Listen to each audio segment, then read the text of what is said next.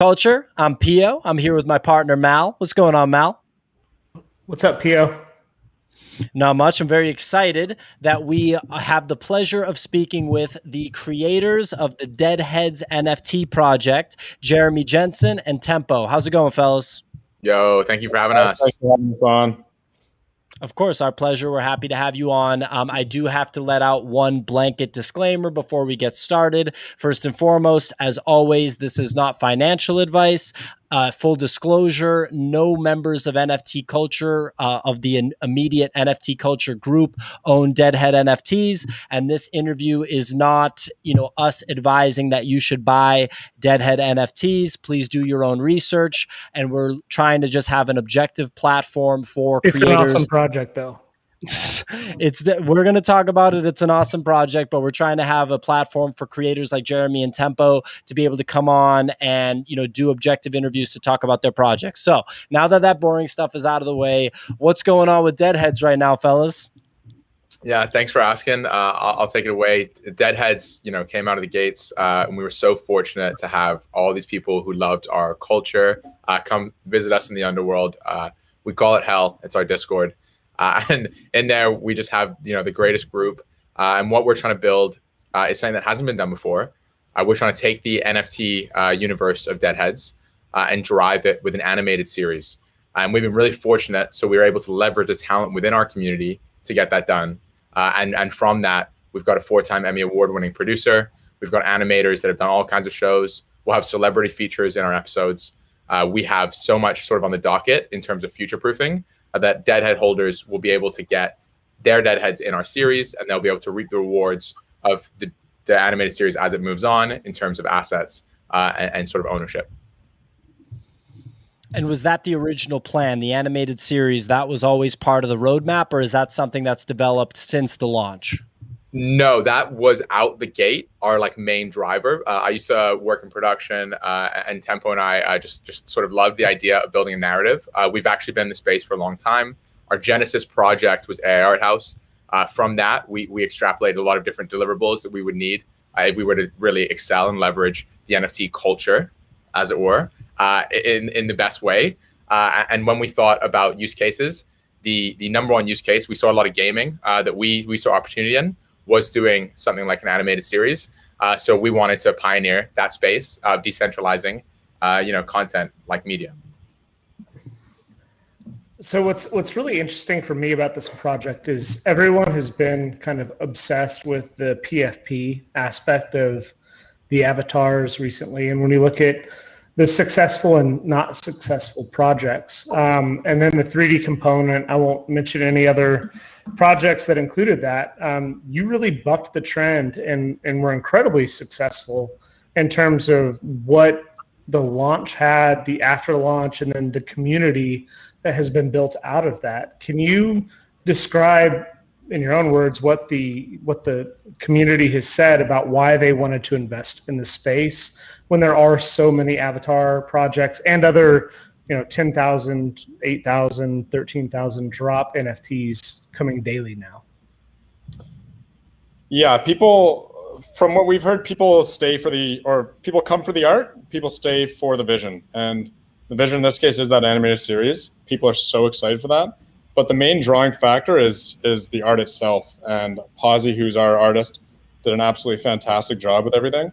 And pairing that amazing art with the concept of the dead is something people really, really gravitate towards. I don't know if it's the general public that gravitates towards this or if it's just people in the NFT world, but and we saw this with craniums as well, but there's something about death and sort of going against the mainstream and going against, cute, not that Deadheads aren't cute, but sort of going against animal culture, all these different cute little avatars, and going with just death itself is something that I think people really gravitate towards. Sure. And so, the drop was obviously very successful. You guys sold out in a very quick time frame. It immediately kind of climbed the ranks on OpenSea. I believe right now it's still ranked as a top 25 project. Massive success. What can you tell us about the community that's been built now? Because I have to imagine there's a lot of excitement. There's a kind of high percentage of unique holders. How has the community interaction been? Yeah, we have almost 3K holders now, which is pretty unheard of for a project this young Yep. and this new. And I think because we are so different from all these other projects, that's kind of what's driving in an audience that wouldn't necessarily be in some of these other projects. And to speak to the culture, it's one of my favorite things in the world is just shooting the shit with everybody in the Discord, which Jeremy mentioned. We call it the NFT Underworld. And everything's a little bit backwards in there. You can be kind of mean. The middle finger is a sign of respect down there. And it's like all these fun little things that if you just came in as someone who's new, who's not a part of the community yet, you'd be like a little bit shocked. But then once you stay for a bit, you realize that it's a really friendly community, even though we do all these kind of abnormal things. It's a community that you really want to stay with and vibe with in the end. So I would attribute all that success to the community itself. Awesome. No, I mean, it sounds great. I've actually like popped into your Discord before and I've seen like what you're talking about. That is really funny. I want to talk about some of the influencer response that you guys have had. Like, I know Gary V had called out your project. What was that like? Was there anything kind of behind the scenes? Like if you reached out to you or anything, could you talk about what that must have been like for you guys building this project? Yeah, first off, like we're both fans of Gary's sort of mentality, of course, his work ethic and what he brings to the industry and what he brings to business culture in general. So we were like we were surprised. Like we woke up and we saw Gary in our Discord, and he wasn't just in our Discord for like a few minutes. If you type his name in our Discord, he's in there like relatively frequently. He really engaged with our community and found some parts of this project that he liked. And we were, just like everyone else in our community, alerted of it as it happened, like in real time. And obviously that was like putting, jet fuel on what was already like, we'd already sold out in 20 minutes before Gary V had come in and joined it. So we were already like on the up and up. But once Gary entered in there, we got all these VFriends holders. And now we have like some hilarious sort of like unity with these VFriends holders who are very pure and holding these drawings. And our Discord is so ruthless and hilarious. And that kind of dichotomy is just hilarious. But to speak to it, we're obviously thankful. We obviously love having Gary in there. We're super happy he believes in our vision, that he believes in the project. We've never met him. Hopefully one day we will meet him. And I will say, though, a lot of people see it as only pros. And there are some interesting sides to it. It's obviously mostly pros, but Gary's community is also one that encourages flipping, encourages trading. They're known to swap paper clips up. They're known to go, collectibles, and they're not all of them are looking at the project like the other holders were and saying, oh, we want to be part of building a series. We want to be part of the script writing team, part of the animation team. They all came in because Gary believed in us and they believe in Gary, which is sweet, but has added volatility, a lot of volatility. I'd imagine a little bit of pressure too, right? Because it's like those are some heavy hitters compared to just an average Joe. Yeah, there's definitely responsibility, but not one that changes for us, I don't think. We had our vision and we have our deliverables, and we've been researching the space and been in the space for a long time now. So we're not like, doesn't change much for us, but it is definitely an affirmation that we're on the right track with what our vision was. Awesome. And yeah, you've mentioned a couple of times that you guys have been in the space for a while. We're seeing so many of these collectibles projects come out. I mean, like really every 36 hours, there's several projects that come out. Some go to zero, some explode to the upside. Obviously, yours was very successful. What sort of tips could you give to another group of creators that's interested in making a 8,000 mint, 10,000 mint generative art project like this, kind of following this collectible structure? What would you tell them? I'll speak to that first, and Tempo might have his own thoughts on it. First off, I'll say, and I always say this is kind of funny, I have a YouTube channel where I just 2 months ago, I had no fans. I just released a video. I got like 40 views, now it might have 80, where I said like, what will be the next big NFT project? And I just sort of outlined 2 core values that I felt like every NFT needed if it wanted to survive. And the one that I'll speak to right now is just narrative. I think any good NFT project, Beanie says utility, and utility is also the perfect word for it, but any good NFT project will have to have something about it that enables it to survive. I use the term narrative because I think it needs to be ongoing. Utility can often be short-term still. Like if this gives me access to something and then I don't need access to it anymore, I will scrap that NFT because I don't need that utility. So I don't relate as much to the utility, but I'm definitely all in on narrative. That's why Zed Run I'm a big believer in. Top Shot, it runs in the NBA ecosystem. All these different things that have these attachments that enable them to sustain. That they're like pivotal. But beyond that, I'll just say like everyone's trying to make a project that looks like the last one. You've got to be authentic to yourself. You've got to make a project that like speaks to your interests. Our interests are super aligned with DeadHeads. We are in DeadHeads for the long run. It enables us to enjoy working on it every single day. A lot of these projects, like if your duck looks like your goat, which looks like your ape, you're not necessarily going to be there for years because you just built based on what was there before. Maybe you made a quick buck, but if you're buying into those kinds of projects, you're really not buying anything. So those creators, I don't know if it's, I'd encourage those creators. I'd encourage the people who think they can bring something special to the space and then bring it. Yeah, you totally hit the nail on the head there. I think, and it's totally separate. There's one thing which is selling out a project, which obviously means it's successful, but the more difficult thing is sustaining the project and giving it that longevity to survive in the long run. We've seen so many different PFP projects pop up, avatar projects, and die out within, a week, 2 weeks. Camels, for example, Yetis. All these different avatar projects that don't quite have the ability to sustain that hype in the long run. And that's something that, like what Jeremy was talking about, that narrative is so important. Because if you can capture the attention of everybody in the NFT space, not just in your community itself, and then get all those eyeballs on your project and control how that narrative happens, because we are creating the animated series as a community, that's so powerful in the long run. And I think that's one of the reasons that Gary was so excited about our project, because he knows if we can deliver on this animated series and this gets eyeballs and this garners the attention of the NFT public as a whole, or as the public as a whole, the sky's the limit. And that's sort of what we're trying to build here. That's the vision that we have, and that's what we're going to try to do. That's awesome. And, this question's kind of expanding on that. Like, I guess when you guys decided, hey, we're going to team up, we're going to make one of these projects, what was like the core genesis idea of DeadHeads? Like, what were the first things that you guys were talking about? What emerged to be the most important factors that you wanted to be the core features or the core structure of this drop? And obviously things grew from there. Could you talk about that a little bit?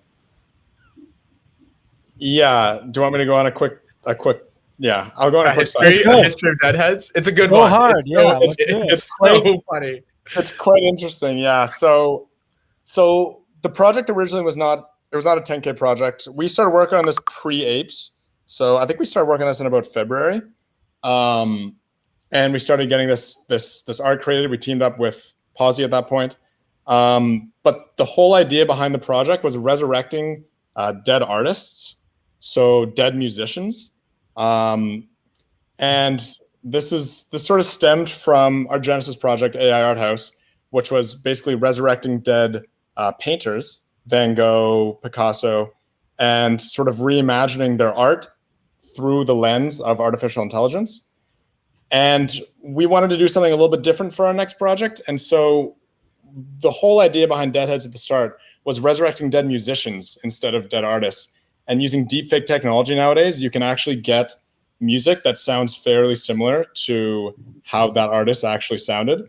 And so we started creating this AI-generated audio from notable rappers. Tempo made the models too. Like he's making it sound like just AI audio, but like he's just incredibly good at this. It's deepfake tech. And I don't know if you'd watched the teaser for our animated series, but at the very end of the teaser, we have one of those AI generated pieces of audio. It's a rap. So I wrote the lyrics to that. Jeremy actually helped. Jeremy had an awesome line about the Kardashians in there, but we realized that we couldn't necessarily create 10,000 one-of-one generative pieces of AI audio, because you really have to take a lot of time to put into the lyrics itself. And to make sure that the audio is synthesized correctly. So there's a lot of issues with that. So eventually we just decided, instead of looking at resurrecting dead musicians, why don't we just look at resurrection as a whole? And that was when we started looking at at more broadly death and more broadly. When we were trying to think of a name, I think one of the names we thought of was like resurrectables or like immortables, maybe something like that. But then we heard the name DeadHeads, and it just clicked, and we were like, this is absolutely insane how well that everything sort of fits together here. The whole theme of death is something that people can rally behind, and that's essentially how we got to the project of DeadHeads. I'm not gonna lie. I thought at first our culture would be like death in like an edgy way. Like we would be like the bad boys of the NFT community, like the guys who are just kind of like a little emo. But then everyone was just like, death, fuck it, we love it. Like I don't know, like we can spin this, we can all like it's gonna happen, it's inevitable. Like, and it was just like what I thought would culturally be like a corner of the NFT verse became like spread, and like in like a week we had like all eyes in the NFT verse like knew we were there. Yeah, I think that's a fair thing to say. And I think that I know what you mean. Like when you're kind of conceptualizing this idea and you're like, hey, it's going to play off on death. Like just saying the word death, it just, it elicits a reaction in people, right? But then you see the art. And when I see your guys' art, I'm like, well, that's fun. It's just a fun, sure, they're dead, but it's like fun. It's like a They're little like bobblehead. Cute. So they're literally kind of cute. Literally kind of cute. You guys hit the nail on the head. You hit the nail on the deadhead perfectly. You attracted Gary V, who's like the most important guy to attract. So, hats off to you there. So what's next for DeadHeads? What's happening in the next 3 months for, the holders and just for the project in general? Yeah, we're live right now, and I think we can both speak to that, but I'll speak to it real quickly. We have a roadmap 2.0 coming out at the end of the day today, where we dive in on some more concrete timelines and windows that people are going to expect in terms of what's coming out. Episode 1, for example, is just taking long. It's just taking a little longer to iron out because you have all these writers from within our community, producers from within our community, directors from within our community, coming together with these animators to like forge like these like sort of storylines, like these things that are going to be in DeadHeads lore, and you can't rush that. So right now, as of today, we have a finished sort of script for episode 1, and we might be putting to the community some drivers. The community wrote it. Elected members wrote this V1 of the script. Wow. So we anticipate early August we'll have that episode 1. The process will be a little more streamlined. Everyone will have worked together through episode 1, so they'll be ready for episode 2. But even in regards to that means for our holders, you get unique value. So from episode 1, we're going to have these sort of airdrops, these mintables for our collectors only, these things that if you're not part of DeadHeads, you don't get in. It's all access for DeadHeads holders. And then even in terms of characters, we're going to have like casting calls. Like it's DeadHeads. DeadHeads are like our 2.9 thousand members all get into this ecosystem in this universe. And in there, we also have, our metaverse graveyard, which is being built with some really fun little quirks so people can kind of like congregate, in the metaverse, which is real global, opposed to, local meetups, which we don't, you might get 10, 20 people there, but these metaverse meetups, like we had on our launch, we almost broke Crypto Voxels. We had like 10 times the volume of people in that Crypto Voxels club than the next person on the list. It was absolutely insane. Yeah, so just basically like a roadmap 2.0 would explain, but deliverables on all fronts, the exact, but with timelines. Yeah, it's funny. That's people awesome. People think you're most busy leading up to a project and trying to get it to sell out, but that could not be more wrong. You are so much busy after you sell out and after you're successful. We have so much shit going on that's keeping us busy, and I actually have a full-time job on top of this, so I'm like absolutely swamped. But it's could not be more fun to try to deliver on these things for our almost 3K holders now. So it's super hard, super busy, but at the same time, really, really fun. Yeah, we've been lucky to nix the job. I was going to say, when are you going to nix that full-time job tempo? What are you doing? I've been thinking about it. It's a fun job, though. I think Tempo's not saying it, but he's really well recognized in the AI community and stuff. So it's a little harder for him to leave something like that, but we might get him out as we grow here.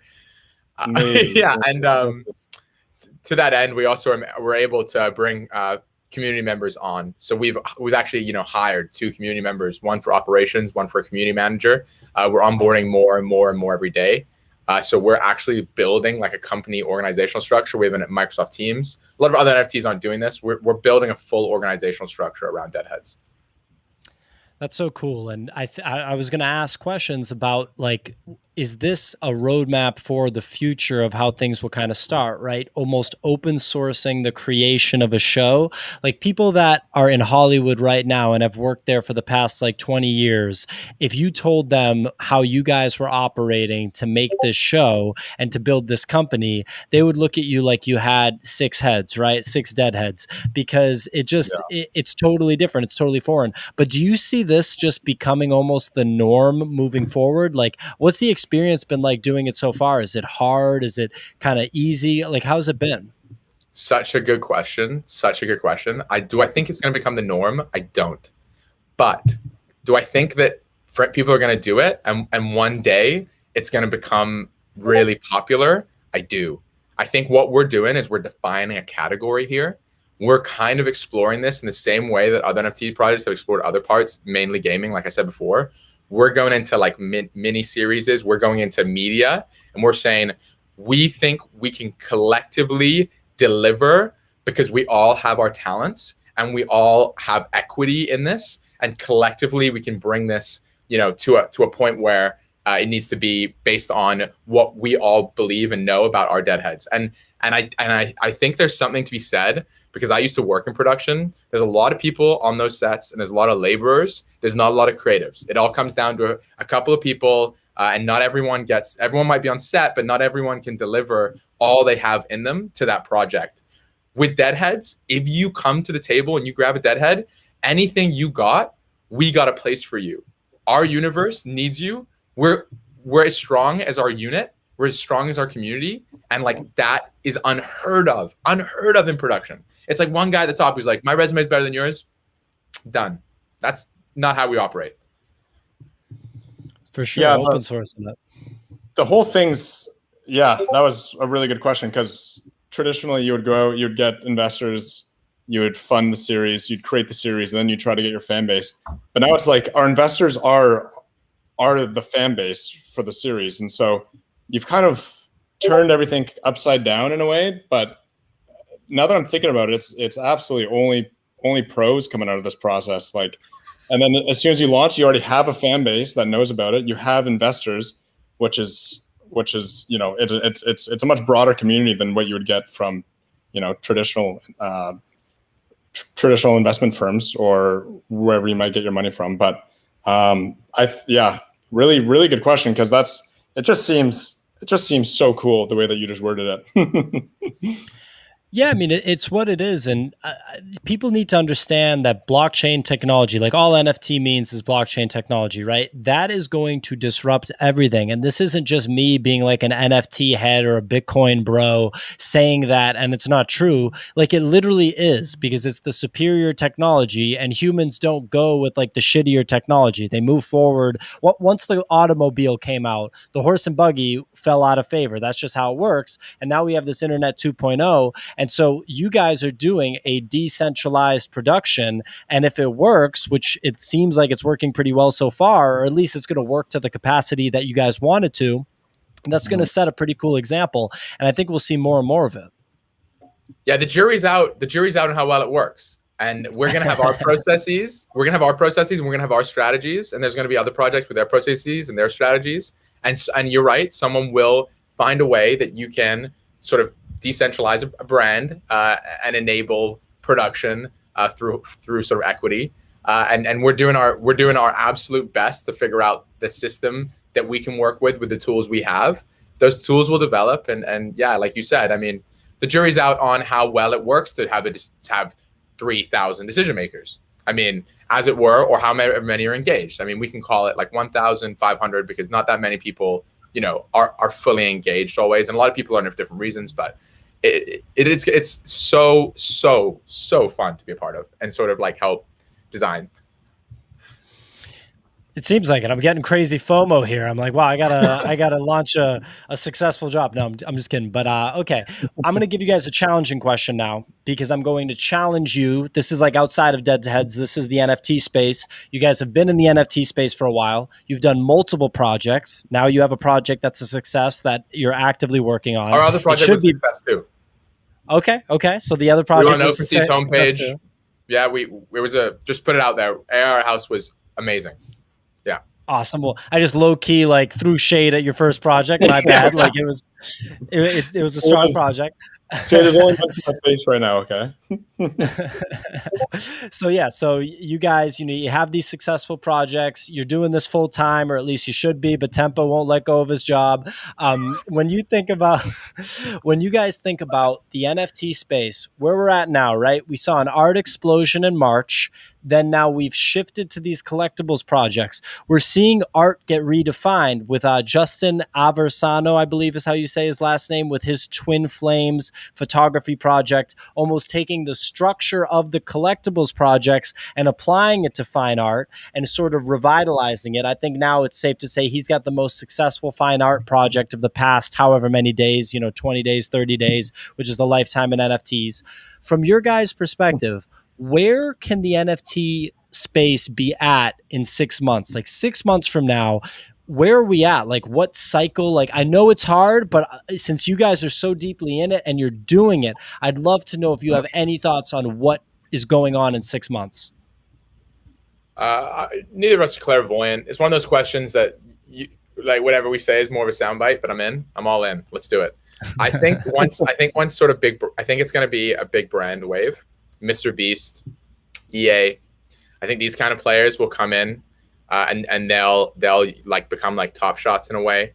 I don't see any big brands ignoring it. We're the founders of this space, but big money will come in and have their say. So NFTs are not going anywhere. They're not going anywhere. It's going to be very interesting to see how big brands with a lot of IP decide to come to the table and what they give up. That's a really big point, what they give up. Because you see a lot of these project celebrities do, you don't get anything with your NFT. Bored Ape Yacht Clubs, they made a big deal out of the IP. A lot of people did that before, but they made a big deal out of it. And now that set a precedent for all of our types of projects where you own the art, the underlying art with your exact NFT. What will the big players do in terms of that? Great question. Tempo, any thoughts?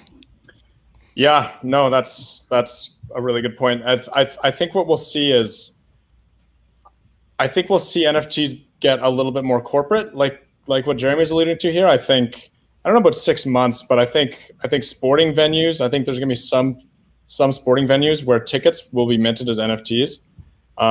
That's what I see as like the next easiest low hanging fruit. That's an absolute no brainer for these organizations to do.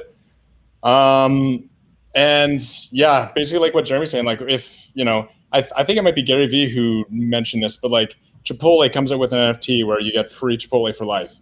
Like something like that coming out and seeing what these companies will give up to get these NFTs out there is going to be really interesting, and seeing how the NFT community responds to that. Because even really famous influencers, really famous celebrities coming into the space, if they're not actually involved in the NFT community itself and know how it functions and know the nuances of it, we don't necessarily, as a community, we don't necessarily accept them fully, right? So we've seen so many celebrity projects not really succeed, especially in the long term, because they don't necessarily give up that utility. And I think it's going to be something that we start seeing happen at a corporate level as opposed to at a influencer or celebrity level. And I have no idea how it's going to go. I think it's going to be really exciting, and I'm all in for the ride. Great responses from both of you guys. Hats off for those responses. I know it's a tough question. I'm going to follow it up with one more tough question. When those corporations arrive, when the NFT space gets more corporate and all that IP is just flowing, the Star Wars and the Disney and all of these different franchises coming to the NFT space, if those NFTs prove to be lucrative for people that are trading, the people that are buying DeadHeads now, and maybe they're buying 5, flipping 4, keeping 1, buying back in, that whole thing, do those corporations and those franchises demonetize the sort of mom and pop projects like a Deadhead, similar to like Walmart demonetizing a mom and pop shop? And if so, is there any sort of like, has that thought crossed your mind? Is that something that's on your radar? Jeremy, take that one. I got really confused at one point. Yeah, I actually, I kind of lost you. You're basically saying like when a Walmart comes in and kills like a local toy store? Yeah, just like, and it wasn't meant to be overly confusing. Maybe I worded it poorly. Basically, just that if it turns out to be lucrative for people to buy the NFTs by the corporations and the big franchises, is that something that you guys have thought about as a potential situation that could like impact the amount of buyers that would turn to a Deadheads NFT, for example? It's not something that I've thought about a lot. I mean, obviously, like, it's just obviously I'm not clairvoyant. Like, I don't anticipate like how a big brand might try and destroy the business that often. I just hope that we can rise above it and build our own brand to a point where everyone wants to be a Deadhead, and they don't, these other sort of antiquated like businesses and brands kind of like are less desirable because we're like the weird thing you want to be a part of. I also don't anticipate they'll give up levels of equity that we are. I don't anticipate that they'll want to be trading vehicles. We're sort of a trading vehicle, whether we like it or not. I don't see like, you know, a Hasbro being like, here's a digital toy and we want you to flip it. It's unlikely in my opinion, but. One of your supporters here, Fernando, said, in my opinion, I feel like Deadheads could be the Walmart of this space. That's I bet you guys didn't. When you guys made Deadheads, did you think we're going to be the Walmart of the NFT space? Hey, we could. There's nothing to say we can't. Walmart mixed with Versace, yeah. Yeah. Oh yeah, that's a fancy Walmart. Let's go. So Dan Fraser here actually just got put in a great question. He said, "What do you think of staking, like Kongs is doing, and you know how would Deadheads get in on that? Is that like a mechanism that you guys have thought about at all? Staking?" Yeah, we had a town hall where people bring up a lot of these different mechanisms. A lot of them make us look a lot like a security when we start to like hold your asset and then like distribute liquidity as a result. It's something that we're not endorsing, but unofficially there's lots of pools that enable you to stake your NFTs, and we could be looking at it a bit more intricately in terms of giving up assets for people who leave them in stake them longer because in essence they're hodling, or we can make them whole by giving them so much value that they want to hold their NFT instead of staking it. Yeah, I'm always a fan of not driving value through tokenomics itself, but driving value through outside factors. And I think that's something we can do with our animated series and with the IP that we're developing with Deadheads. And like what Jeremy's saying with the staking, you do start to look like a security, and it's a bit of a legal gray area that we don't necessarily want to get into officially. But yeah, there are some pools out there that are community driven. Awesome. Well, sorry about a couple hard-hitting questions there, but I wanted to pick your guys. Yeah, I wanted to pick your guys' brain a little bit because you're very deep in this and you've been doing it for a while. So you have a lot of supporters here. Yeah, a lot of supporters here in the chat, as you can tell. I see someone said Tempo's out here looking like witness protection, which I thought was pretty funny. That is funny. Yes, sir. But anyway, what can you leave, your supporters off with here? What's the next thing they should look out for Deadheads? I'll just go ahead and say, we love everyone who supports us. We're happy. We're so happy that you're having on our podcast, and anyone who listened to this, we appreciate you so much. We know that everything in the works is interesting, and we're trying to drive value through all angles. And by the plan that we have now, we believe that we're going to absolutely pull it off in a way that's never been seen before, because we have so much at our disposal in terms of talent and now financials to back us. And we're really, really excited to build out this sort of underworld, this Deadheads universe, as it were, with all sort of installments and all sort of assets for our holders. And we just can't wait to keep going. Yeah.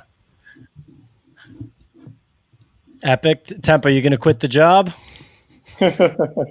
I'll call right now. No, I'll probably be fired soon though if I don't get working on it.